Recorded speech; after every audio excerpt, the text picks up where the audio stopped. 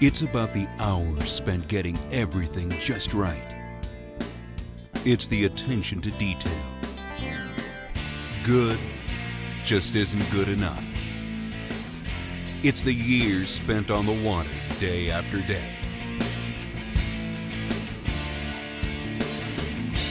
When you tie on a bait by Strike King, you're standing on the shoulders of legends.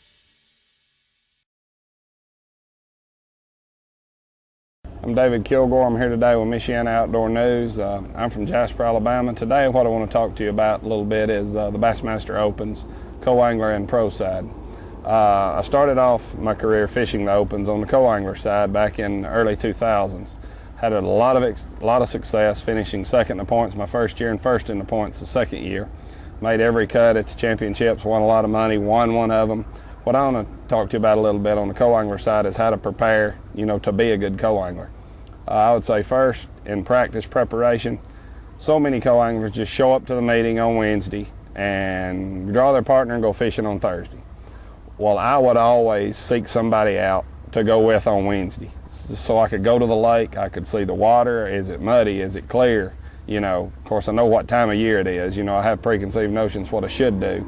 At least your brain can get started on, even if you don't catch any that day, at least your brain can get started on what you think you may need to do, what you can get a bite on. The lack of preparation part's what gets most co-anglers. They don't have what they need. If you get out there that day and you do catch them, then you got the opportunity to stock up on what you need the next day. If, say, most people in the tournament are doing the same thing. You're going to always draw. You're going to have good draws. You're going to have bad draws. Okay. The excuse is, well, my guy wasn't catching any. Well, hey, I don't need to hear that excuse. I've been with a lot of them that didn't catch any, and I won the tournament. So, you have to be able to just tune out what the gentleman in front of you is doing, or lady, and you just have to be in your own little world. If we're flipping and they're flipping some beaver style bait, okay, I'm going to flip a jig. I'm going to do something different. I'm always going to keep my, I say you can look out both eyes. I'm always going to look with my left eye or my right eye, whichever side of the boat it is, at him and see where he's pitching. I'm not even going to cast in the same place.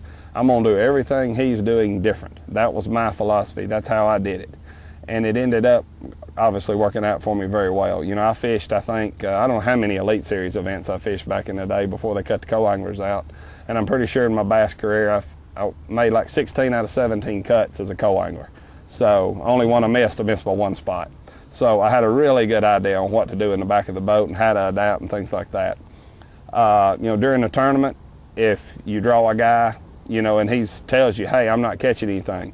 In the Bassmaster Opens, you can say, well, hey man, I think we ought to do this. Sometimes they're not catching anything at all. They'll go do what you ask them to do.